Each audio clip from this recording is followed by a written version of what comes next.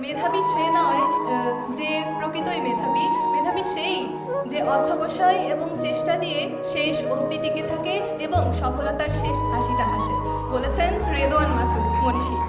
আমি উত্তরবঙ্গের উত্তরের একটি জেলা গাইবান্ধা থেকে ইউসিসিতে ভর্তি হয়েছি, ঢাকার মেইন শাখা ফার্ম গেটে।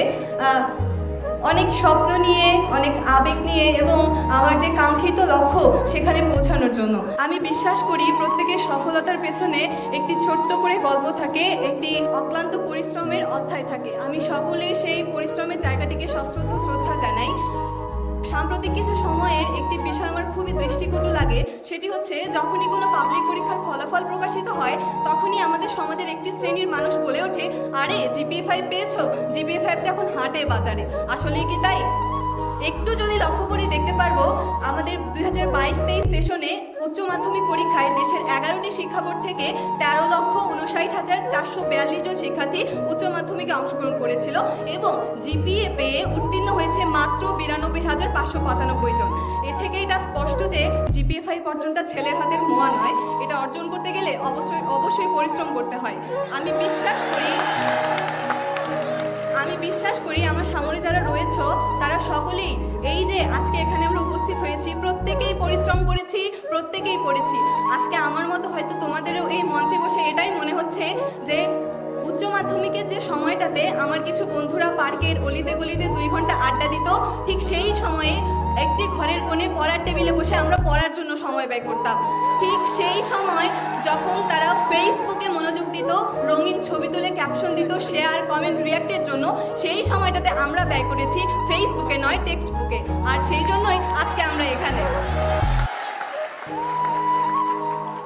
সকলের সফলতার পেছনে তাদের বাবা মা থাকে, আমারও রয়েছে।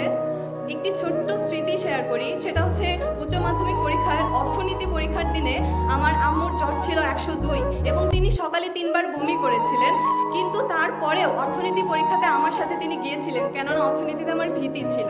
সত্যি মায়েরা সর্বশ্রেষ্ঠ শক্তি, আর এজন্যই তার অনুপ্রেরণায় 2টা বিষয় মিলে আমি 196 পেয়েছি এবং মানবিক বিভাগ থেকে গোল্ডেন জিপিএ 5 অর্জন করেছি দিনাজপুর পরীক্ষা দিয়ে। বঙ্গবন্ধু শেখ মুজিবুর রহমান একটি কথা বলে গেছেন, আমার এই স্বাধীনতা ব্যর্থ হয়ে যাবে যদি না আমার একটি বাঙালিও না খেয়ে থাকে। ঠিক সেভাবেই আমাদের এই জিপিএ প্রাপ্তি ব্যর্থ হয়ে যাবে যদি না আসন্ন ভর্তি যুদ্ধে আমরা টিকে থাকতে না পারি, আমাদের অবস্থানটাকে দৃঢ় করতে না পারি। এজন্য সকলের কাছে আমি দোয়া চাইব এবং সকলে নিজেদের অবস্থান থেকে সর্বোচ্চটা দিয়ে চেষ্টা করব যাতে শেষ হাসিটা আমরা হাসতে পারি। এবং আমাদের যে পিতামাতা রয়েছে পিছনে, তাদের যে কষ্ট, তাদের যে আশা আকাঙ্ক্ষা এবং গর্ব করে প্রতিবেশীকে বলা, এই যে এটা বলেছিলি আমার মেয়ে ভাঙা চাল কি উঠাই দেবে, দেখ আজকে সত্যি আমার ভাঙা চাল আমার মেয়ে উঠাই দিছে, আমার ছেলে উঠাই দিছে। সকলের কাছে আমার অনুরোধ, সকল কিছুর আগে আমরা বাবা মার প্রতি শ্রদ্ধা ভালোবাসা রাখবো, সকলে ভালো মানুষ হব। দিন শেষে এই পৃথিবী, এই বিশ্ব ব্রহ্মাণ্ড সকলের জন্য নিরাপদ হোক, সকলে আমাদের জন্য দোয়া করবেন।